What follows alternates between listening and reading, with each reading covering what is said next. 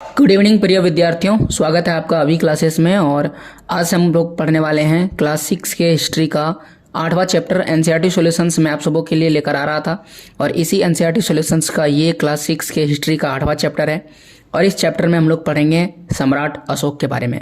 और सम्राट अशोक को एक बहुत ही महान शासक माना जाता है। तो आखिरकार सम्राट अशोक को महान शासक क्यों कहा जाता है, इस पूरे चैप्टर में आप समझिएगा।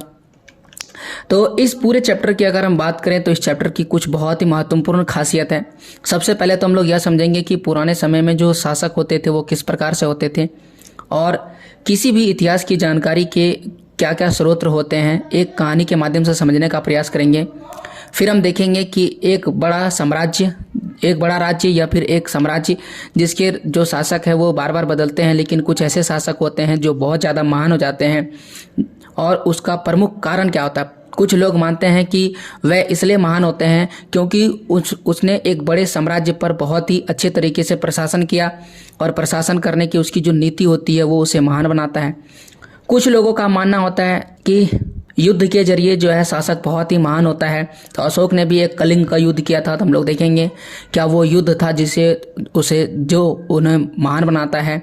और अशोक के केस में अशोक के बारे में बहुत ही महत्वपूर्ण बात है, वह है अशोक का धम्म। तो यह धम्म क्या है और किस प्रकार से यह धर्म से अलग है, यह भी इस वीडियो में हम लोग समझेंगे। और फिर अंत में हम लोग यह समझने का प्रयास करेंगे कि अपनी प्रजा के लिए अशोक ने क्या क्या संदेश लिए थे, और वो संदेश कहाँ पर लिखवाए गए थे और कहाँ खुदवा गए थे। तो ये होगा पूरा चैप्टर, और इस पूरे चैप्टर का मुख्य लक्ष्य होगा अशोक के बारे में समझना। ये पूरा का पूरा चैप्टर 12th हिस्ट्री के लिए भी बहुत ज़्यादा इंपॉर्टेंट है, क्योंकि 12th के हिस्ट्री में भी एक सवाल जो है परीक्षाओं में पूछा जाता है कि अशोक के धम्म से आप क्या समझते हैं। कलिंग युद्ध का वर्णन करें, जो यहाँ पर कलिंग युद्ध के बारे में चर्चा किया गया है। और फिर एक बहुत ही महत्वपूर्ण सवाल कि अशोक का प्रशासन किस प्रकार से चलता था। तो ये तीनों ही चीज़ें इस चैप्टर में डिटेल से डिस्कस किया गया है।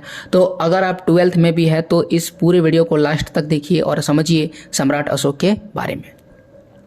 शुरुआत करते हैं चैप्टर को, और चैप्टर में क्या क्या बातें दी गई है पहले देखते हैं। तो यहाँ पर लिखा है सलाफा का नोट। तो सलाफा के हाथ में नोट है, तो वो सवाल क्या करती है, 2000 रुपये के एक नोट को सलाफा बहुत ध्यान से देख रही थी। अचानक उसकी नज़र अशोक स्तंभ पर पड़ी। तो यहाँ पर आप देख सकते हैं, यहाँ पर मैंने भी 2000 रुपये का नोट लिया है, और अगर आप 2000 नोट गौर से देखें तो यहाँ पर आपको एक अशोक स्तंभ भी दिखाई देगा। तो यही अशोक स्तंभ को सलाफा क्या कर रही है, देख रही है। और अशोक स्तंभ आप कुछ इस प्रकार से भी देख सकते हैं, ये बड़ा रूप है और इसे ही हम अशोक स्तंभ कहते हैं। तो इसी अशोक स्तंभ को वो क्या कर रही है, देख रही है। अशोक स्तंभ हमारे देश का राष्ट्रीय प्रतीक है। याद रखिएगा कि भारत का राष्ट्रीय प्रतीक क्या है, तो हम लोग बोलेंगे अशोक स्तंभ। उसने अपने पिताजी से पूछा कि नोट के इस स्तंभ का चित्र क्यों दिया गया है, यानी कि नोट में यह स्तंभ क्यों दिया गया है, यह स्तंभ कहाँ है, इसे किसने बनवाया। तो पिताजी ने उन्हें सम्राट अशोक की कहानी सुनाया, क्योंकि सम्राट अशोक से ही इस स्तंभ का बहुत ज़्यादा संबंध है। यहाँ पर भी आप अशोक स्तंभ को देख सकते हैं, उसका चित्र यहाँ पर बना हुआ है। अशोक जो है इतिहास के महानतम राजाओं में से एक थे। अशोक के निर्देश पर कई स्तंभ और पत्थरों पर अभिलेख उत्कीर्ण किए गए। अशोक के निर्देश पर तो कई स्तंभ जो है बनाए गए। कुछ इस प्रकार से स्तंभ था, स्तंभ बहुत ही बड़ा था, छोटा नहीं था। और कुछ जो है पत्थरों पर अभिलेख भी उत्कीर्ण करवाए गए। तो ये आप देख सकते हैं, कुछ इस प्रकार से मूर्तियां उत्कीर्ण करवाए गए थे। और अभिलेख की बात करें तो यह देखिए, यह है पत्थरों पर उत्कीर्ण किए गए अभिलेख। अभिलेख का मतलब होता है पत्थरों पर लिखे गए संदेश को ही अभिलेख कहते हैं। तो कुछ इस प्रकार से पत्थरों पर उन्होंने लिखवा दिया था। और ये कहाँ लिखवाया जाता था, मुख्य रूप से मंदिरों में ये चीज़ें लिखवाया जाता था, ताकि जो भी लोग मंदिर आए तो वो वहाँ पर बार बार उसे देखें, क्योंकि प्रायः उस समय प्रतिदिन लोग मंदिर में पूजा करने के लिए जाते थे। तो प्रतिदिन मंदिर जाएंगे और प्रतिदिन अशोक के द्वारा दिए गए निर्देश को लोग क्या करेंगे, पढ़ेंगे। मान लेते हैं कि अशोक ने एक निर्देश लिखवाया कि हमें गरीबों की मदद करनी चाहिए और महिलाओं का सम्मान करना चाहिए। तो ये संदेश क्या हो रहा है, बार बार जनता तक पहुंच रहा है। तो जनता बार बार पढ़ेगी तो लोगों के अंदर एक भावना जग जाती है और फिर लोग उसका पालन करने लगते हैं। तो इसीलिए इन सारी चीज़ों को वो क्या करते थे, लिखवा देते थे। और यहाँ पर साफ साफ देखिए किस में लिखवाते थे, स्तंभ। स्तंभ का मतलब होता है खंबे। तो कोई भी पिलर वगैरह मकान बनता है तो उसमें स्तंभ रहता है, उसमें लिखवा देते थे, या तो वो पत्थरों पर लिखवा देते थे। तो इससे फायदा ये होता था कि ये लंबे समय तक मिटता ही नहीं था, जैसे कि हजारों साल तक आज भी ये हमें दिख रहा है। क्यों? क्योंकि ये पत्थरों पर लिखे गए थे। तो इस तरह ये उत्कीर्ण करवाते थे। ये अभिलेख उनके संदेशों को जनता तक पहुंचाने के माध्यम थे। अशोक के ज़्यादातर अभिलेख प्राकृत भाषा और ब्राह्मणी लिपि में है। याद रखिएगा, कौन सी भाषा है? प्राकृत भाषा है। जो आज हम लोग भाषा पढ़ते हैं उससे कहीं पुराना है।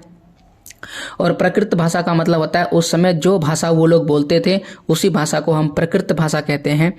और अभी जो मैं आपको लिपि पढ़ा रहा हूँ वह लिपि है देवनागरी, लेकिन उस समय जो लिपि का प्रयोग होता था उस लिपि को कहते हैं ब्राह्मणी। तो ब्राह्मी लिपि का प्रयोग होता था। अशोक जो है वो मौर्य वंश का एक बहुत ही महत्वपूर्ण राजा था, जिसने मौर्य साम्राज्य को एक नई ऊंचाई प्रदान की थी। मौर्य काल के बारे में जानकारी कहाँ से मिलता है? तो मौर्य काल की बारे में जानकारी के हमारे पास दो सबसे महत्वपूर्ण और प्रमुख स्रोत है, और इसे हम साहित्यिक स्रोत कहते हैं।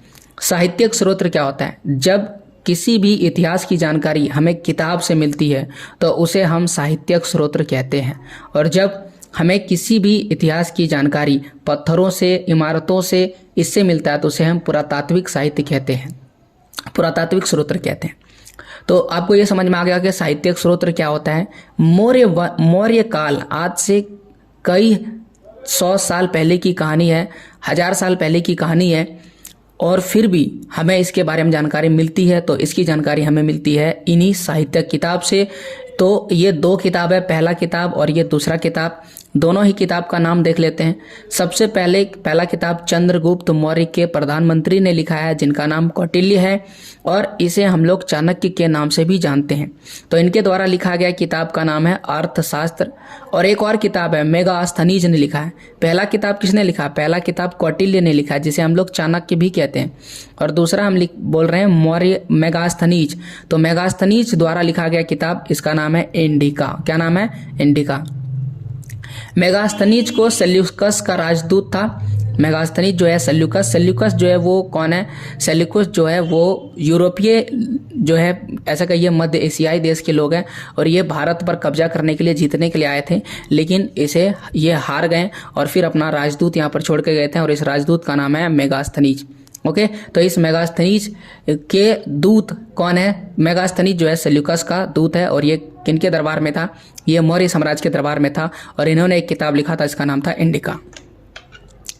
ये है अर्थशास्त्र। किसके द्वारा लिखा गया है? चाणक्य के द्वारा। यहाँ पर आप चाणक्य देख सकते हैं। अर्थशास्त्र एक राजनीति वाला किताब है, याद रखिएगा।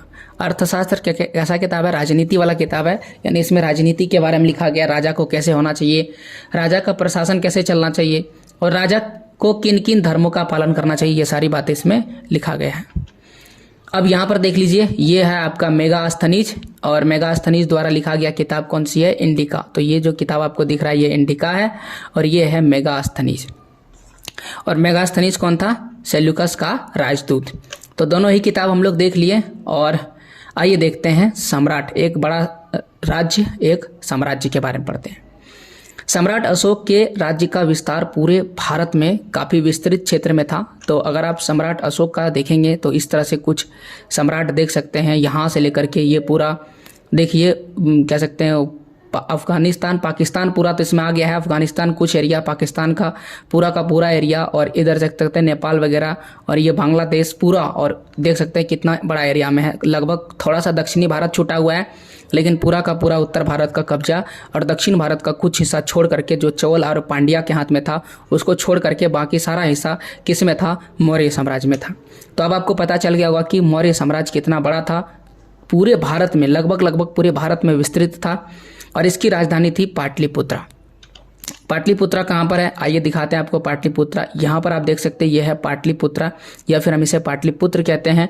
और पाटलिपुत्र को ही अभी हम लोग कहते हैं पटना। क्या कहते हैं? पटना। तो जो हम पाटलिपुत्र लिख रहे हैं वहीं पर आजकल क्या है? पटना मौजूद है। और अगर आप पटना आ गया तब आपको समझ में आ गया कि ये कहाँ पर है। ये है बिहार में। ये कहाँ पर है? बिहार में। सॉरी, आगे आइए अभी आप देखते हैं पाटलिपुत्र हम लोग देख लिए। इसके अलावा साम्राज्य में बहुत से नगर भी थे, जिसमें उज्जैन, तक्षशिला जैसे नगर बहुत ही प्रमुख थे। तो उज्जैन और तक्षशिला हम लोग देखने का प्रयास करते हैं। ये रहा तक्षशिला और उज्जैन इसमें नहीं लिखा गया है, आपको उज्जैन हम दिखा देते हैं दूसरे मैप में। ये एक और मैप है और यहाँ पर आप देखिए ये रहा तक्षशिला। ओके पहन लेते हैं। ये रहा तक्षशिला और उज्जैन की बात करें तो यहाँ पर देख सकते हैं ये रहा उज्जैन। और अभी राजधानी दिखाए थे, कौन सा राजधानी थी? पाटलिपुत्र। तो पाटलिपुत्र तो राजधानी है, लेकिन इसके अलावे भी 3 जो है 2 और प्रमुख नगर थे, जिसमें एक था तक्षशिला और दूसरा कौन है? उज्जैन। आप देख सकते हैं इनको स्पेशल काले रंगों से दिखाया गया है तीनों को, और बाकी सारे क्या है? लाल रंगों से। तो ये प्रमुख क्षेत्र है और यहाँ पर राजा देख सकते हैं, यहाँ तीनों अगर जगह पर राजा रहेंगे, तीनों जगह पर राजा का अगर आदमी रहेगा तो पूरे एरिया पर कंट्रोल किया जा सकता है, नियंत्रण किया जा सकता है। राजधानी से इसके आसपास का एरिया देखा जा सकता है, तक्षशिला से इसके आसपास का एरिया देखा जा सकता है और उज्जैन से इसके आसपास का एरिया देखा जा सकता है। तो आप देख सकते हैं कि कितना दिमाग लगाकर इन्होंने तीन जगह को सबसे प्रमुख बनाया था और इन 3 जगह से वे प्रशासन को अच्छी तरह से कंट्रोल में रखते थे। तक्षशिला की बात करें तो ये तक्षशिला बोला जा रहा है, वर्तमान ये पाकिस्तान में मौजूद है। जैसा कि आप देख रहे हैं तक्षशिला वर्तमान पाकिस्तान में मौजूद है और अपना जो पाटलिपुत्र है ये पाटलिपुत्र बिहार में मौजूद है। और अगर हम उज्जैन की बात करें तो उज्जैन ये मध्य प्रदेश में आ रहा है। यहाँ से उत्तर पश्चिम और मध्य एशिया जाया जा सकता था। तो यहाँ पर वही बताया गया कि तक्षशिला से क्या किया जा सकता है। तो तक्षशिला से आप उत्तर और पश्चिम की ओर जा सकते हैं और साथ ही साथ मध्य एशिया में जा सकते हैं। तो मैं आपको तक्षशिला दिखाता हूँ। ये तक्षशिला है और तक्षशिला से आप ये जो दिशा है इसे हम उत्तर दिशा कहते हैं और ये जो दिशा है इसे हम पश्चिम दिशा कहते हैं। तो कहाँ पर जाया जा सकता है? उत्तर पश्चिम। तो उत्तर पश्चिम ये बीच वाला एरिया होगा और उत्तर पश्चिम एशिया से आप पहुँच जाइएगा मध्य एशिया। मध्य एशिया, एशिया का बीच वाले भाग को हम मध्य एशिया कहते हैं। और ये जो दिशा मैं आपको दिखा रहा हूँ बीच में, ये दिशा है उत्तर पश्चिम। ये कौन सी दिशा है? उत्तर पश्चिम। कहाँ से जा सकते हैं? तक्षशिला से आप इधर कहीं भी जा सकते हैं। आगे लिखा है कि दूसरी तरफ अगर उज्जैन की बात करें तो उज्जैन से उत्तर भारत से दक्षिण भारत जाने वाले रास्ता पड़ता है। तो उज्जैन जो है बिल्कुल बीच में पड़ता है। यहाँ से उत्तर भारत से अगर आप दक्षिण भारत जाइएगा, दक्षिण भारत नीचे की ओर है, तो ये बिल्कुल ही बीच में पड़ेगा। यहाँ से भी देख सकते हैं बिल्कुल कंट्रोल रखने के लिए, नियंत्रण रखने के लिए बिल्कुल बीच में पड़ता है। इससे टैक्स वगैरह लेने में आसानी होगा। शायद नगरों में व्यापारी सम्राट के सरकारी अधिकारी और शिल्पकार रहा करते थे और शायद यहाँ पर लिखा गया है कि जो नगर होते होंगे, बड़े बड़े नगर, वहाँ पर व्यापारी रहते होंगे, सम्राट यानी राजा रहते होंगे और सरकारी अधिकारी रहा करते होंगे। जितने भी साम्राज्य थे वो कई गांव, साम्राज्य में कई गांव थे। देखिए ये एक क्या है? साम्राज्य है। तो इस साम्राज्य में कई गांव है, जैसे कि ये एक गांव है, ये एक और गांव है, ये एक और गांव है। तो इस तरह से जब बहुत सारा गांव मिल जाता है तब क्या बना देता है? एक साम्राज्य का निर्माण कर देते हैं। और बहुत सारे गांव मिलके विश्व बनाते हैं, विश्व मिलकर के साम्राज्य बनाते हैं। तो ये बहुत ज़्यादा गांव मिल जाते हैं तब एक साम्राज्य का निर्माण होता था।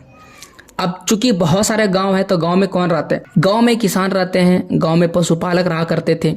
मध्य भारत की बात करें, मध्य भारत का मतलब बीच वाला भारत ये है, ये जो है अपना मध्य भारत है। तो मध्य भारत की अगर बात कीजिएगा तो ज़्यादातर हिस्सों में ही ये जंगलों से क्या था? भरा हुआ था, जहाँ लोग आजीविका के लिए फल फूलों का संग्रह करते थे। तो जंगल में क्या मिलेगा? या तो फल मिलेगा या तो फूल मिलेगा।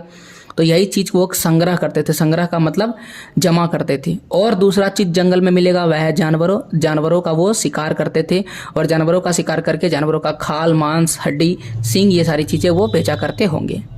चूँकि बहुत बड़ा साम्राज्य है, जैसा कि आप देख सकते हैं, कुछ पाकिस्तान का एरिया है, भारत का मध्य भारत है, उत्तर भारत है, फिर दक्षिणी भारत का एरिया है। इतना बड़ा जब एरिया है तो आपको क्या एक ही भाषा मिलेगा? नहीं, यहाँ पर कई भाषा देखने को मिलता था। लोग तरह तरह के भोजन करते थे तो भोजन भी बहुत अधिक देखने को मिलता था। लोग अलग अलग पोशाक भी पहनते थे। तो इन सभी चीज़ों में काफ़ी विभिन्नताएं थे। विभिन्नताएं का मतलब होता है अंतर बहुत ज़्यादा देखने को मिलता है। दूसरे शब्दों में कहा जाए तो अलग अलग जगहों पर लोग अलग अलग भाषा बोलते थे, भिन्न भिन्न प्रकार के भोजन करते थे और भिन्न प्रकार के पोशाक भी पहना करते थे। तो ये देख लिए हम लोग अंतर था, लेकिन साम्राज्य बहुत ही बड़ा था और साम्राज्य बहुत ही क्षेत्र में फैला हुआ था। 3 जो था प्रमुख क्षेत्र था, जिसमें एक थी पाटलिपुत्र राजधानी, दूसरा उज्जैन है और तीसरा कौन था? तक्षशिला। इसे प्रमुख नगर कहा जाता था। एक और फैक्ट लिखा हुआ है, लिखा है कि मौर्य वंश में 3 महत्वपूर्ण राजा हुए। सबसे पहला जो महत्वपूर्ण राजा है वो चंद्रगुप्त मौर्य, और चंद्रगुप्त मौर्य ने ही मौर्य वंश का स्थापना किया था। तो मौर्य वंश के संस्थापक का नाम क्या है? चंद्रगुप्त मौर्य। फिर उसका बेटा हुआ और इस बेटा का नाम है बिंदुसार, और फिर बिंदुसार का बेटा हुआ और बिंदुसार का बेटा यानी पुत्र का नाम हो गया अशोक। चंद्रगुप्त मौर्य एक महान राजा था, इसलिए बिंदुसार को बोला जाता है कि महान राजा का बेटा। चंद्रगुप्त मौर्य का बेटा था इसलिए बोला जाता है महान राजा का बेटा। और चूंकि बिंदुसार उतना ज़्यादा महान नहीं हुआ जितना ज़्यादा राजा अशोक हुए, इसलिए इसे महान राजा का बाप भी बोला जाता है। तो ये बहुत महत्वपूर्ण है, याद रखिएगा। चलिए आगे देखते हैं, सम्राट अशोक के साम्राज्य का प्रशासन कैसे चलता था? इतना बड़ा साम्राज्य को वो कैसे चलाते थे? आज भी साम्राज्य इतने बड़े क्षेत्र को चलाने में कई जो शासनीय शासक है उसको कई परेशानियों का सामना करना पड़ सकता है, लेकिन उस समय किस प्रकार से इस प्रशासन को नियंत्रित किया जाता था, आइए इसको देखते हैं। देखिए, मौर्य साम्राज्य के अलग अलग हिस्सों पर अलग अलग ढंग से शासन किया जाता था। अलग अलग ढंग से का मतलब अलग अलग तरीकों से। जैसे कि अगर हम पाटलिपुत्र और उसके आसपास के इलाकों पर सम्राट का सीधा नियंत्रण था। तो पाटलिपुत्र कहाँ है?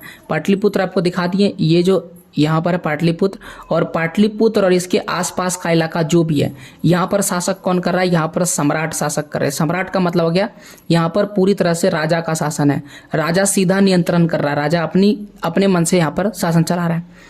राजा के द्वारा अधिकारियों की नियुक्ति की जाती थी। राजा यहाँ पर अधिकारी को नियुक्त करते थे। कई अधिकारी होते थे। ये जो अधिकारी थे ये किसानों से, पशुपालकों से, शिल्पकारों से और व्यापारियों से कर यानी कि टैक्स इकट्ठा करते थे। कौन? ये अधिकारी। फिर से समझिएगा, राजा ने किसको नियुक्त किया? राजा ने नियुक्त किया अधिकारी को। अधिकारियों का काम क्या है? अधिकारियों का काम है वो किसानों के पास जाएंगे, पशुपालकों के पास जाएंगे, शिल्पकारों के पास जाएंगे, व्यापारियों के पास जाएंगे और उनसे वो टैक्स इकट्ठा करेंगे। राजा के आदेशों का उल्लंघन करने वाले व्यक्तियों को अधिकारी सजा भी देते थे। तो अधिकारी के पास थोड़ा पावर था और इतना पावर था कि वो उसे सजा भी दे सकते थे। इनमें से कई अधिकारियों को वेतन भी मिलता था और संदेशवाहक एक जगह से दूसरी जगह तक घूमते रहते थे। तो ये संदेशवाहक संदेश पहुंचाने वाला है और संदेशवाहक हमेशा एक जगह से दूसरी जगह घूमते रहते थे। राजा के जासूस, यहाँ पर देख लीजिए, राजा के जासूस अधिकारियों के कार्यकलाप यानी कि अधिकारी क्या काम कर रहे हैं नहीं कर रहे हैं उन पर वो नज़र रखते थे। तो ये बहुत महत्वपूर्ण है।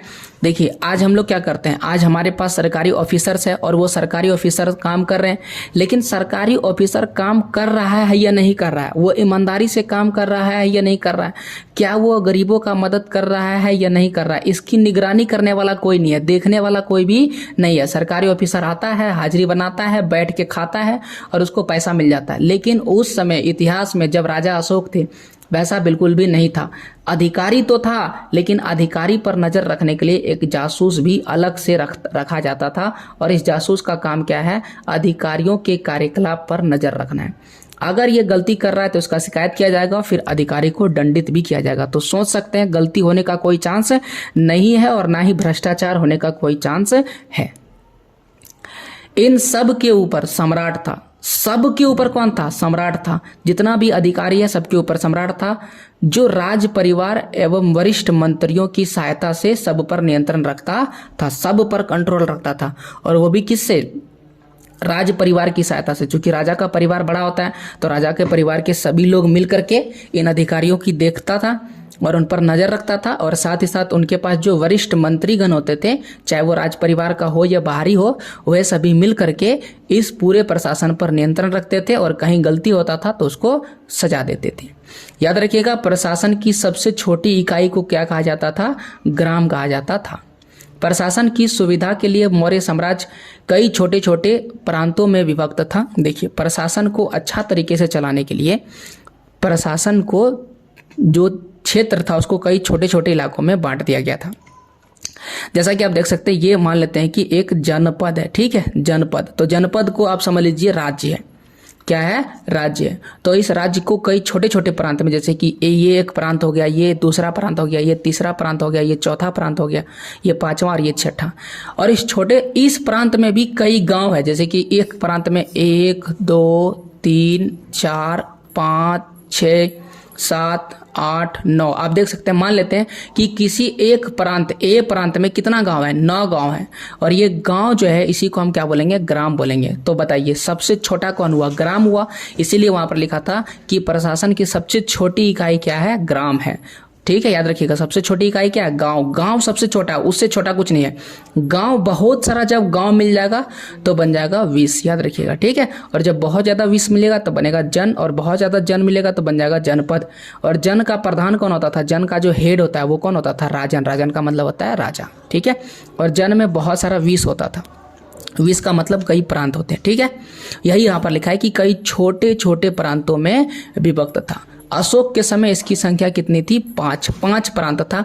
और यहाँ प्रांतीय राजधानियों से शासन किया जाता था। प्रांत तो था और प्रांत की राजधानियां भी थी, और उन राजधानियों से प्रशासन किया जाता था। और अक्सर राजकुमारों को वहां का राज्यपाल बना कर भेजा जाता था। देखिए राज्यपाल लिखा होगा। एक छोटा सा आपको एग्जाम्पल देते हैं, समझिए।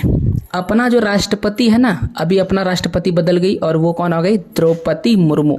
तो द्रौपदी मुर्मू जो है वो कौन हो गया, हमारी राष्ट्रपति बन गए। तो राष्ट्रपति कौन हो गया, आप समझ लीजिए ये राजा है।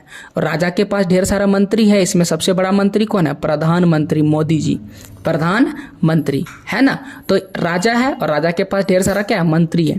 तो ये पूरा देश, पूरे भारत देश का ये राजा है। पूरे भारत देश का ये क्या है, मान लेते हैं राजा। पूरे भारत का ये हेड है, और हेड को हम लोग यहाँ पर लिखेंगे प्रधान। लेकिन ये पूरे भारत को देख ही नहीं सकते हैं क्योंकि ये दिल्ली में रहते हैं, तो पूरे भारत को देखना मुश्किल है। इसलिए ये छोटे छोटे राज्यों में क्या कर दिए, बांट दिए। और मैं रहता हूँ उनमें से एक राज्य में, और उस राज्य का नाम है झारखंड। उस राज्य का नाम क्या है, झारखंड है। और झारखंड चूंकि चलेगा कैसे, इसलिए झारखंड में एक मुख्यमंत्री है और एक क्या है, राज्यपाल है। झारखंड में एक मुख्यमंत्री है, मेरे मुख्यमंत्री का नाम है हेमंत सोरेन, और मेरे पास एक और राज्यपाल है, और मेरे राज्यपाल का नाम है रमेश बैस। अगर आप दूसरे राज्य से ये वीडियो देख रहे हैं तो जरूर अपने मुख्यमंत्री और राज्यपाल का नाम कमेंट कीजिएगा।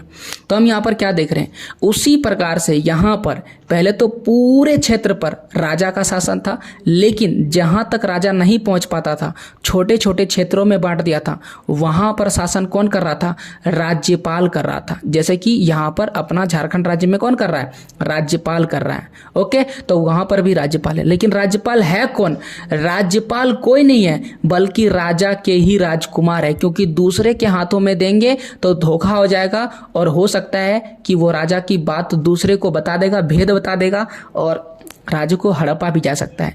इसलिए अक्सर हमेशा यही होता था कि राजकुमार ही राज्यपाल बनते थे। कुछ हद तक पाटलिपुत्र से इन क्षेत्रों पर नियंत्रण रखा जाता था। तो कुछ हद तक क्या होता था, पाटलिपुत्र, चूंकि पाटलिपुत्र राजधानी है, तो राजधानी से इन क्षेत्रों को देखा जाता था जहां पर राजकुमार होते थे, लेकिन ज्यादातर उनके हाथ में बातें होते थे। लेकिन ऐसा लगता है कि इन जगहों पर स्थानीय परंपराओं और नियमों को ही माना जाता था। चूंकि देखिए एक चीज समझिए, ये पाटलिपुत्र है, और पाटलिपुत्र के राजा ने क्या किया, इस तक्षशिला को जीत लिया।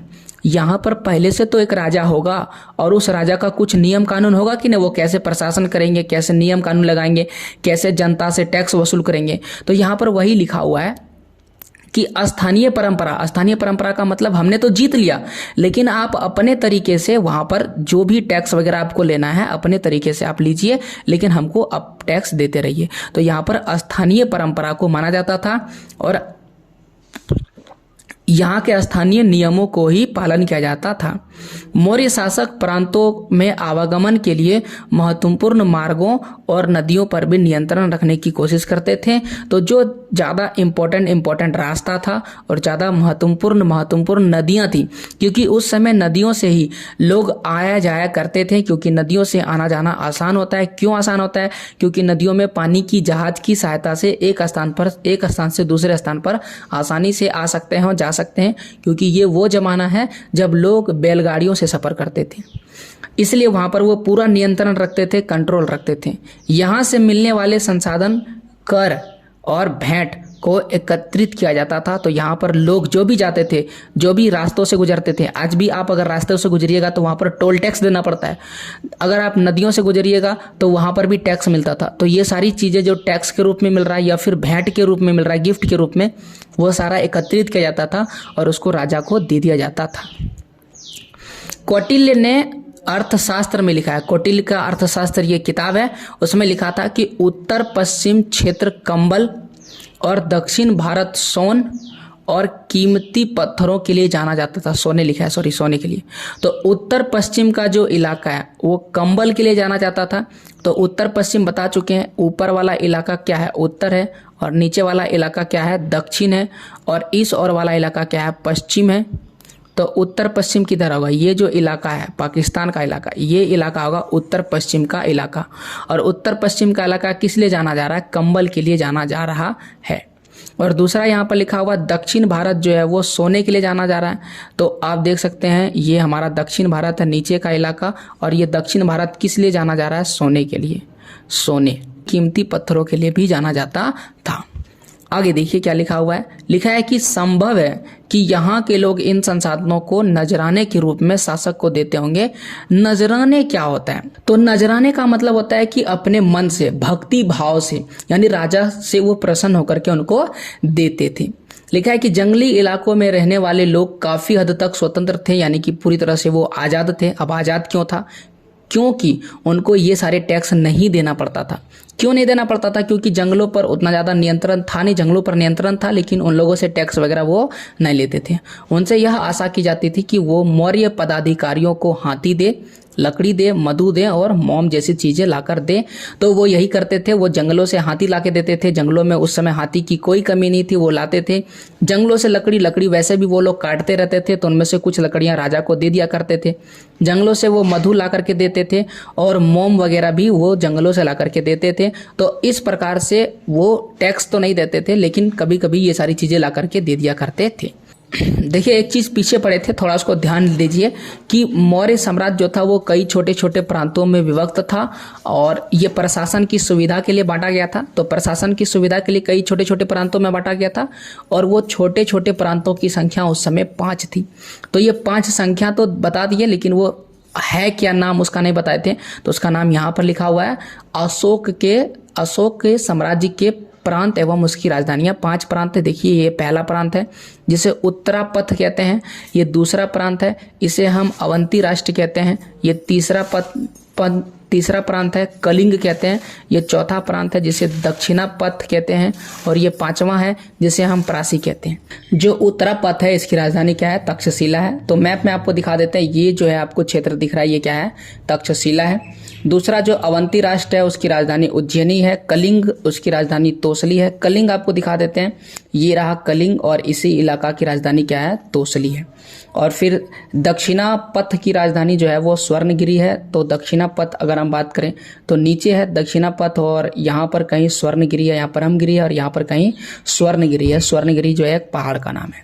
उसके बाद प्रासी की बात करें तो प्रासी की राजधानी पाटलिपुत्र है। आप देख ही चुके हैं पाटलिपुत्र कहाँ पर है, ये रहा पाटलिपुत्र और इस प्रासी की राजधानी है। तो इस प्रकार से इन 5 प्रांतों से पूरे क्षेत्र पर निगरानी रखी जाती थी।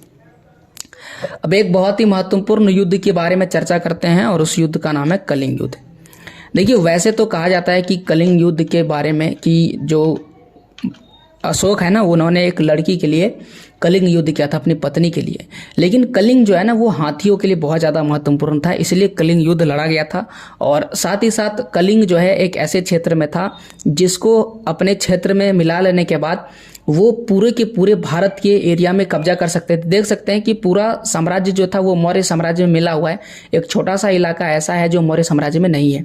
तो राजा अशोक चाहते थे कि इस कलिंग को भी हम अपने साम्राज्य में मिला लें और साथ ही साथ अपने साम्राज्य को पूरे क्षेत्र में फैला दें।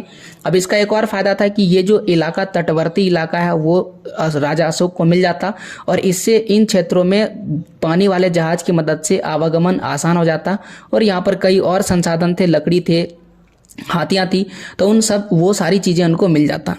और इसीलिए वो पूरी जिद के साथ लग गए थे कि नहीं मुझे ये कलिंग चाहिए ही चाहिए। लेकिन कलिंग के राजा भी ये जिद पर अड़ गए थे कि हम आपके साथ नहीं मिलेंगे और अंततः दोनों में झड़प होता है और कलिंग का एक बहुत ही भयावह युद्ध होता है इतिहास में।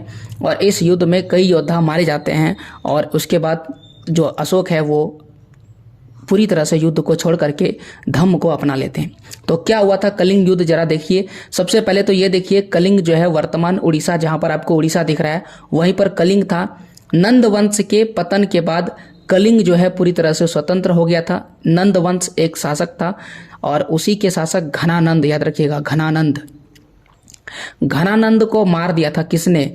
चंद्रगुप्त मौर्य ने। चंद्रगुप्त मौर्य ने घनानंद को मार दिया था और उसके बाद स्थापना किया था मौर्य वंश। तो नंद वंश के बाद कौन सा वंश आया? मौर्य वंश आया। लेकिन जैसे ही नंद वंश का पतन हो गया, कलिंग जो है पूरी तरह से आज़ाद हो गया था, स्वतंत्र हो गया था। अशोक इसे अपने साम्राज्य में मिलाना चाहता था क्योंकि ये समुद्री व्यापार एवं दक्षिण के साथ संपर्क करने के लिए जरूरी था। देखिए समझ में आया ना, समुद्र का व्यापार करने के लिए, अगर समुद्र का व्यापार कोई भी करना चाहेगा तो कलिंग जो है एक अच्छा रास्ता था। यहाँ से बहुत बड़े क्षेत्र, समुद्र का एक बड़ा हिस्सा मिल जाता और इसे समुद्र से कहीं भी आया जाया जा सकता था। और दूसरा क्या लिखा गया है? लिखा गया दक्षिण में संपर्क। तो अगर यहाँ इस एरिया को जीत लिया जाएगा तो दक्षिण में आसानी से आया जाया जा सकता था और इसीलिए वो इसे जीतना चाहते थे। और कौटिल्य के अर्थशास्त्र के अनुसार कलिंग जो है हाथियों के लिए प्रसिद्ध था। तो यहाँ पर बहुत ज़्यादा हाथी था। तो कई कारण है जिसके लिए राजा अशोक ये इस पर जिद करके अड़ गए थे। अतः यहाँ पर लिखा है अशोक ने अपने शासन के 9वें वर्ष, यानी कि उनका शासन का 9 साल ही हुआ था अभी, 9वें वर्ष में कलिंग पर आक्रमण किया और यह युद्ध बड़ा भयंकर था। इसमें भीषण रक्तपात हुआ, बहुत ज़्यादा लोग मर गए, बहुत ज़्यादा नरसंहार हुआ, बहुत ज़्यादा ऐसा कहा जाता है कि रक्त की नदियाँ बह गई थी। और इसके बारे में हमें जानकारी कहाँ से मिल रही है, कैसे हम बता रहे हैं? तो ये अशोक के 13वें शिलालेख में लिखा गया है। तो अशोक ने कई सारे शिलालेख लिखवाए थे, यानी पत्थरों पर अपनी बातों को लिखवाया था कि मैंने ये करवाया, मैंने वो करवाया। तो अशोक ने बहुत सारी चीज़ों को शिलालेख पर लिखवाए थे। उसी शिलालेख में से एक शिलालेख है जिसे हम लोग 13वें शिलालेख के नाम से जानते हैं। उसी शिलालेख में इस युद्ध के बारे में लिखा गया है, इसका परिणाम लिखा गया है। इसमें लिखा है, इसमें 1 लाख लोग मारे गए और कई लाख बर्बाद हुए और 1,50,000 बंदी बना लेकर निर्वासित कर दिया गया। युद्ध में भाग न लेने वाले ब्राह्मणों, श्रमणों तथा गृहस्थियों को अपने संबंधियों के मारे जाने से महान कष्ट हुआ, चूंकि उनके रिश्तेदार तो मरे ही होंगे। सम्राट ने इस विभत्स नरसंहार को स्वयं अपनी आंखों से देखा था, यानी ये जो खतरनाक नरसंहार था अपनी आंखों से देखा था और अशोक इस राज्य को जीतकर अपने साम्राज्य में मिलाने में सफल रहा। तो इस प्रकार से अशोक ने कलिंग को अपने में मिला लिया। लेकिन इस युद्ध ने सम्राट अशोक के हृदय को परिवर्तित कर दिया। हृदय परिवर्तित करने का मतलब दिल को पिघला दिया, बदल कर दिया। उनका हृदय अब दया में बदल गया। इससे पहले दया नहीं करते थे, किसी पर दया नहीं करते थे। जब कलिंग का राजा नहीं मिला तो इतनी क्रूरता के साथ उसमें आक्रमण किया कि उस पूरे क्षेत्र को हरा के रख दिया। चाहे कितनों भी शासक था लेकिन हरा के रख दिया। उनमें दया बिल्कुल नहीं था, कठोरता था, पूरी तरह कठोर था। लेकिन अब उनके अंदर दया आ गया और अब उनके अंदर करुणा आ गया। इतने सारे लाश को देख करके उनके अंदर ये सारी चीजें आ गया, उद्वेलित हो उठा और उसने भविष्य में कभी युद्ध ना करने की प्रतिज्ञा कर ली। तो वो बोला कि कभी भी हम भविष्य में युद्ध नहीं करेंगे। यह विश्व इतिहास में एक अभूतपूर्व घटना थी कि एक राजा बोला कि अब हम युद्ध नहीं करेंगे। उस समय कोई भी राजा ऐसा नहीं कहता था। राजा केवल और केवल युद्ध करते थे और युद्ध करके अपने क्षेत्र को ज़्यादा से ज़्यादा क्षेत्र में बढ़ाते थे और यही उस समय राजा का सबसे बड़ा काम था। लेकिन अब बोला कि युद्ध नहीं करेंगे। इसके बाद वह बौद्ध बन गए तथा उसने अपने साम्राज्य के सभी उपलब्ध संसाधनों को जनता के भौतिक एवं नैतिक कल्याण में लगा दिया। जितना भी संसाधन था उसके पास, जितना भी साधन था, उन सबको जनता के कल्याण में लगा दिया। अब अशोक ने कैसे किया ये सारी चीजें? तो अशोक इसके लिए धम्म का सहारा लिए और धम्म जो है वो धर्म नहीं है। क्या है जरा सुनिए। अशोक इतिहास में अशोक की प्रसिद्धि के कारण उनकी राज्य विस्तार की नीति नहीं है। क्या कहा जाता है कि अशोक इतना फेमस क्यों है? क्योंकि उन्होंने राज्य विस्तार किया, अपने राज्य को ज्यादा से ज्यादा बड़ा कर दिया। बोले नहीं, राज्य विस्तार की नीति नहीं है बल्कि धम्म है। क्या है? धम्म। तो आखिरकार धम्म क्या है? धम्म जो है शब्द वो संस्कृत भाषा के धर्म का प्राकृत रूपांतरण है, यानी कि ये धर्म ही है जो धम्म है। लेकिन इसमें अंतर है कि अपने दूसरे तथा 7वें स्तंभ लेख में अशोक ने धम्म की व्याख्या किया है। तो ये आप याद रखिएगा। अशोक के धम्म के बारे में कहाँ से पता चलता है? तो दूसरे और 7वें स्तंभ लेख। स्तंभ मतलब होता है खुट्टे खंबे जो होते हैं ऐसे करके, पिलर वगैरह, तो उसमें लिखा गया है। तो कौन कौन से? दूसरे और 7वें में लिखा गया है। कहते हैं कि धम्म है वसुधा, बहुत से कल्याणकारी अच्छे कार्य। धम्म का मतलब क्या है? धम्म है साधुता, साधु जैसा व्यवहार, साधुता, जिस तरह साधु का व्यवहार होता है, बिना युद्ध किए, शांत स्वभाव, केवल लोगों को ज्ञान बांटना, साधु जैसा विचार रखना, क्या है? धम्म है। बहुत से कल्याणकारी अच्छे कार्य करना, कल्याणकारी अच्छे कार्य मतलब प्रजा के लिए अच्छा अच्छा काम कर देना, कल्याण करना, नहर बनवा देना, तालाब बनवा देना, सड़कें बनवा देना, ये सारी चीजें क्या है? कल्याणकारी कार्य है। तो यही क्या है? धम्म है। पाप रहित होना, पाप बिल्कुल नहीं करना, मृदुता, बिल्कुल मृदु, बिल्कुल कठोर नहीं बनना, मृदु बनना। मृदु मतलब होता है नरम, नरम बनना, तुरंत गुस्सा नहीं करना है, दूसरे के प्रति व्यवहार में मधुरता लाना है, दया दिखाना है, दान करना है, सुविचार रखना है, सुचिता करना है, ये सारी चीजें क्या है? धम्म है। आगे कहा गया है कि प्राणियों का वध बिल्कुल भी नहीं करना है, किसी को नहीं मारना। प्राणियों का मतलब हो गया व्यक्ति छोड़िए, जानवरों को भी नहीं मारना है। जीव हिंसा नहीं करना है, माता पिता तथा बड़ों की आज्ञा का मानना है, पालन करना है। गुरुजन, चूंकि गुरु हमें शिक्षा देते हैं तो उनका हमें क्या करना है? आदर करना है। मित्र हो, परिचित हो, संबंधी हो, रिश्तेदार हो, ब्राह्मणों तथा श्रमणों, इनके प्रति दानशीलता होना चाहिए, इनको हमेशा दान करना चाहिए और इनके साथ व्यवहार भी उचित रखना चाहिए। गुलाम, उस समय गुलामों को कुछ महत्व नहीं दिया जाता था, गुलाम को बहुत ज़्यादा सताया जाता था, मारा जाता था, पीटा जाता था जरा जरा गलती पर। अब बोला नहीं, गुलामों के साथ उचित व्यवहार भी धर्म के अंतर्गत आते हैं। तो यहाँ पर धर्म में कहीं भी पूजा पाठ की बात की गई क्या? नहीं बात की गई है। यहाँ पर धम्म का मतलब है अच्छे विचार। अगर आपके विचार अच्छे होंगे तो वही क्या है? धम्म है, वही धर्म है। अगर आप दूसरे के प्रति अच्छे विचार रखेंगे, दूसरों का दया कीजिएगा, करुणा रखिएगा, तो वही क्या है? धम्म है। अशोक ने धम्म की प्रगति में बाधक पाप की भी व्याख्या की। बोला पाप क्या है? तो बोला चंडता, निठुरता, क्रोध, मान और ईर्ष्या, ये सभी क्या है? पाप के लक्षण हैं। तो चांडता, चांडव जैसा करना, निठुर, बिल्कुल निठुर हो जाना, कठोर, और क्रोध बहुत ज़्यादा करना, और मान किसी का नहीं करना, और ईर्ष्या मतलब गुस्सा करना, ईर्ष्या मतलब जलना होता है, जलन करना, ये सभी क्या है? पाप के लक्षण है। अशोक के धम्म में किसी देवता की पूजा अर्थात कर्मकांड का उल्लेख नहीं है। यहाँ पर साफ साफ लिखा हुआ है कि अशोक ने किसी भी देवता की पूजा करने का बात नहीं किया है। उसने बुद्ध के उपदेशों से प्रेरित होकर उसमें प्रजा के नैतिक उत्थान के लिए व्यवहार उठाए जा सकने वाले आवश्यक कदमों को शामिल किया जाता था, यानी कि जिससे केवल जनता का भला हो सके, जनता का विकास हो सके। उत्थान का मतलब होता है विकास, वैसे ही व्यवहारों को अपनाया है। साथ ही साथ उसके साम्राज्य में अलग अलग धर्मों को मानने वाले लोग थे। चूंकि उस समय धर्म बहुत ज़्यादा विकास में था, तो कई और भी धर्म के लोग थे जिनमें कई बार टकराव भी पैदा हो जाता था, लड़ाई मारपीट भी हो जाता था। जानवरों की बलि चढ़ाई जाती थी। जो दास थे और जो नौकर थे उनके साथ क्रूर व्यवहार किया जाता था, अच्छा व्यवहार नहीं किया जाता था। इसके अलावा परिवार व पड़ोसियों के बीच हमेशा झगड़े होते रहते थे। क्यों? क्योंकि ये जलन के कारण हो रहा है, ईर्ष्या के कारण हो रहा है। अशोक की इच्छा थी कि विभिन्न धर्मों को मानने वाले लोग आपस में मिल करके रहे, शांति के साथ मिल करके रहे। और उसने यह महसूस भी किया कि इन समस्याओं को दूर करना उनका कर्तव्य, उसका कर्तव्य है। क्यों? क्योंकि वो राजा है। इसलिए उसने क्या सोचा कि अगर हम धम्म की शिक्षा सबको देंगे तो ये संभव हो पाएगा, क्योंकि धम्म में बहुत ज़्यादा पावर है। तो उन्होंने धम्म की शिक्षा देने के लिए धम्म महापात्र को नियुक्त किया, जो पूरे क्षेत्र में शिक्षा देता था कि धम्म हमें अपना लेना चाहिए, क्योंकि ये बाकी धर्मों से अलग है और हमें जनता की भला करने के लिए इसका सेवा करना चाहिए, मतलब कि इसको बढ़ावा देना चाहिए। तो इसीलिए याद रखिएगा कि अशोक ने धम्म की शिक्षा को बढ़ावा देने के लिए किसको नियुक्त किया था? तो धम्म महापात्र को नियुक्त किया था। ये एक अधिकारी था। इसके अलावा अशोक ने अपने संदेश कई शिलाओं पर लिखवा दिए, स्तंभों पर खुदवा दिए, अलग अलग स्थानों पर रखवा दिए। अधिकारियों को निर्देश दिया गया कि राजा के संदेश को उन लोगों को पढ़कर सुनाया जाए जो खुद नहीं पढ़ सकते हैं। तो देख रहे हैं कितना प्रचार प्रसार कर रहे हैं। और इसीलिए कहा जाता है कि अगर बौद्ध धर्म का सबसे ज़्यादा विकास हुआ है तो वो मौर्य साम्राज्य के शासनकाल में हुआ है।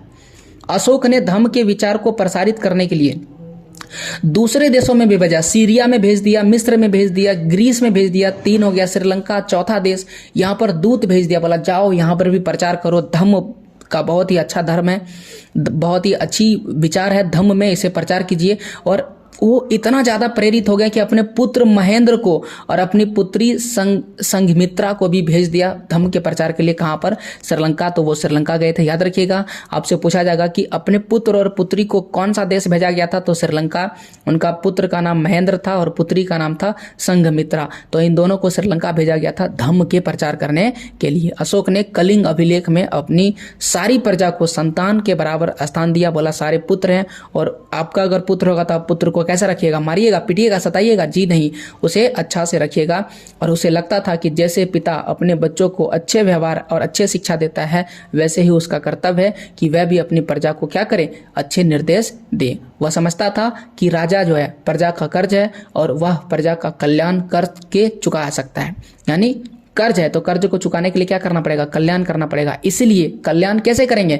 सड़कें बनवाएंगे, कुएं खुदवाएंगे, विश्राम गृह बनवाएंगे, और इसके अतिरिक्त मनुष्यों व जानवरों की चिकित्सा की भी व्यवस्था किया गया। चाहे मनुष्य हो या जानवर हो, सबको हॉस्पिटल वगैरह की व्यवस्था किया गया। तो उस समय चिकित्सा के लिए क्या है? आयुर्वेद वगैरह किया होगा। अधिकारियों को भय रहित, बिना डरे काम करना, डरना ही नहीं। जितना भय रहित आप प्रजा का कल्याण कर सकते हैं, जितना पैसा लुटा सकते हैं, केवल प्रजा का कल्याण कीजिए, आदेश दे दिया। और इस तरह अशोक ने प्रशासन को कल्याणकारी बना दिया। क्या बना दिया? कल्याणकारी। अब बताइए, इस समय प्रजा खुश हुए होंगे या जिस समय युद्ध हुआ होगा उस समय? तो आप जवाब दीजिएगा, इस समय। इसीलिए कहा जाता है कि अशोक का जो महान बनना है वो युद्ध से नहीं, बल्कि उन्होंने जो धर्म अपनाया था, प्रजा के लिए जो अच्छे कार्य किए थे, कल्याणकारी कार्य, इसीलिए अशोक क्या बन गए थे? महान बन गए थे। अब आइए पढ़ते हैं कि अपनी प्रजा के लिए अशोक ने कौन कौन से संदेश दिए। सबसे पहले उन्होंने तो ये बोला कि जितने भी अनुष्ठान हैं, बहुत सारे अनुष्ठान किए जाते थे। कहता है कि ये जो कर्मकांड है वो किसी काम के नहीं है, हमें कर्मकांड नहीं करना चाहिए, पूजा वगैरह, चाहे वो जन्म के समय हो, विवाह के समय हो या किसी यात्रा शुरू करने के समय हो। तो इसके बदले में हमें दूसरी नीति माननी चाहिए, ज़्यादा फलदायक होगा। सबसे पहले क्या करना चाहिए? दासों और नौकरों के साथ अच्छा व्यवहार करना चाहिए, बड़ों को आदर करना चाहिए, सभी जीवों पर दया करना चाहिए, ब्राह्मणों और श्रमणों को दान देना चाहिए। ये वही चीज़ लिखाया गया जो मैं पहले आपको बताया था। एक और चीज़ लिखा है कि अशोक के धर्मोपदेश आज भी हमें से एक ऐसी भाषा में बात करते हैं जिन्हें हम समझ सकते हैं। तो अशोक के धर्मोपदेश ऐसा है जिसे बहुत ही अच्छा चीज़ है और इससे हमें बहुत अच्छी सीख मिलती है। यही यहाँ पर कहा गया है कि हमसे क्या करता है? भाषा में बात करते हैं। भाषा में बात करने का मतलब हुआ कि वो हमें समझाते हैं कि हमें अच्छे मार्गों पर चलना चाहिए। तो ये था अशोक के बारे में, और अशोक के बारे में यहाँ पर ही चीज़ें क्या हो जाती, खत्म हो जाती है। तो अभी तो प्रश्न उत्तर हमको पढ़ना है, लेकिन उससे पहले एक चीज़ और है, फैक्ट ही हम लोग पढ़ लेते हैं जो यहाँ पर लिखा हुआ है। देखिए यहाँ पर लिखा हुआ है अशोक के अन्य नाम। ठीक है, तो अशोक का अभिलेख में लिखा है देवनाम प्रिय। तो अशोक का एक नाम है देवनाम प्रिय और पुराणों में इनका नाम है अशोक वर्धन। ठीक है, तो यहाँ से खत्म होता है। आइए सवाल जवाब हम लोग पढ़ने का प्रयास करते हैं और देखते हैं कि हमने कितना सीखा। अगर सभी सवाल का जवाब दे देंगे तो हमने अच्छा से सीखा। अच्छा, राष्ट्रीय प्रतीक को हम लोग इंग्लिश में नेशनल सिंबल कहते हैं, धम्म को धम्म कहते हैं, साम्राज्य को एम्पायर कहते हैं, उपदेश को प्रीच कहते हैं, अभिलेख को इंस्क्रिप्शंस कहते हैं, राज्यपाल को गवर्नर कहते हैं, शिलालेख को एपिग्राफ कहते हैं और संदेश को कहते हैं मैसेज। तो ये क्या है? अंग्रेजी शब्द थे। रिक्त स्थान भरते हैं। सबसे पहला क्वेश्चन लिखा हुआ है कि अशोक के ज़्यादातर जो अभिलेख है वो डैश भाषा में लिखे गए थे, तो यहाँ पर भाषा होगा प्राकृत भाषा में लिखे गए थे। फिर लिखा है उत्तरापथ प्रांत जो था उसकी राजधानी क्या थी? इसकी राजधानी तक्षशिला थी, तो तक्षशिला इसका सही जवाब होगा। कलिंग युद्ध जो था वो डैश और डैश के बीच लड़ा गया था, तो कलिंग युद्ध जो था वो कलिंग के राजा और किसके बीच में लड़ा गया था? अशोक के बीच में लड़ा गया था। अशोक के 13वें शिलालेख में डैश युद्ध के भयानक परिणाम का उल्लेख लिखा गया, तो कलिंग युद्ध के बारे में लिखा गया है।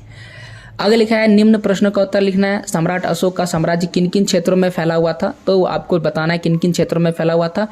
तो भारत, पाकिस्तान और कई एरिया में, मतलब पूरे भारत में फैला हुआ था, आपको पूरा बताना है। अशोक ने अपने साम्राज्य को कितने प्रांतों में बांटा था? 5 प्रांत में। उन 5 प्रांत का नाम लिखना है। अशोक के धम्म का क्या अर्थ है? अशोक के धम्म का अर्थ धर्म नहीं है बल्कि नैतिक मूल्यों पर वो जोर देते थे। धम्म के प्रचार के लिए पदाधिकारी नियुक्त किया गया था, उसका नाम क्या है? उसका नाम है धम्म महापात्र। अगला लिखा है अशोक के बारे में हमें जानकारी किस प्रकार मिलती है? 2 किताब है। पहला जो है अर्थशास्त्र जो लिखा चाणक्य ने, और दूसरा है इंडिका जो लिखा है मेगास्थनीज ने। अगला है कि सम्राट अशोक की प्रशासनिक व्यवस्था कैसी थी? प्रशासनिक व्यवस्था बहुत ही सरल थी। इसे कई भागों में बांट करके किया गया था, 5 प्रांतों में बांट करके किया गया था। और लिखा है सम्राट अशोक के जीवन में कलिंग युद्ध का क्या प्रभाव पड़ा। कलिंग युद्ध के बाद वो बिल्कुल ही युद्ध को छोड़ दिए और वो एक साधुता जीवन जीने लगे। अशोक एक लोकप्रिय महान शासक था। क्या आप सोचते हैं? हाँ, अशोक एक बहुत ही महान था। उसने कई युद्ध लड़ा था, लेकिन जनता के लिए कई कल्याणकारी कार्य किए थे, इसलिए वो जनता के बीच में बहुत ज़्यादा फेमस हो गए, इसलिए उसे महान शासक माना जाता है। और यहाँ पर खत्म हो जाता है पूरा का पूरा चैप्टर क्वेश्चन आंसर के साथ। कैसा लगा आपका पूरा वीडियो जरूर बताइएगा, और साथ ही साथ इस चैनल को तो मुझे पता है आप सब्सक्राइब कीजिएगा, लेकिन मेरा एक और चैनल है जिसका नाम है अभी क्लासेस डाउट्स। अभी क्लासेस डाउट्स है क्या, मैं आपको पूरा डिटेल में बताता हूँ। अभी क्लासेस डाउट्स मैंने एक ऐसा चैनल बनाया है जिसकी मदद से आप सबों को एक बेहतर क्वेश्चन आंसर प्रोवाइड करना मैं चाहता हूँ। इस क्वेश्चन आंसर को तो मैंने समझा दिया, लेकिन इस क्वेश्चन का आंसर कैसे लिखना अगर आपको ये नहीं पता है तो इसे आप उन सभी वीडियोस की मदद से देख सकते हैं, जहां पर इंडिविजुअली मैं एक क्वेश्चन का एक वीडियो बताता हूं, ताकि आपको एक एक क्वेश्चन विस्तार से समझ में आ जाए और आपको याद करने की जरूरत नहीं पड़े। तो आप उस चैनल को सब्सक्राइब कीजिए, वहाँ पर सैकड़ों वीडियोज़ पहले से अवेलेबल है, जरूर जाके देखिएगा और तब जाके सब्सक्राइब कीजिएगा, तब आपको और भी चीज़ें बेहतर समझ में आ जाएगा। तो मिलते हैं आपसे अगले वीडियो में, तब तक के लिए जय हिंद, जय भारत, वंदे मातरम।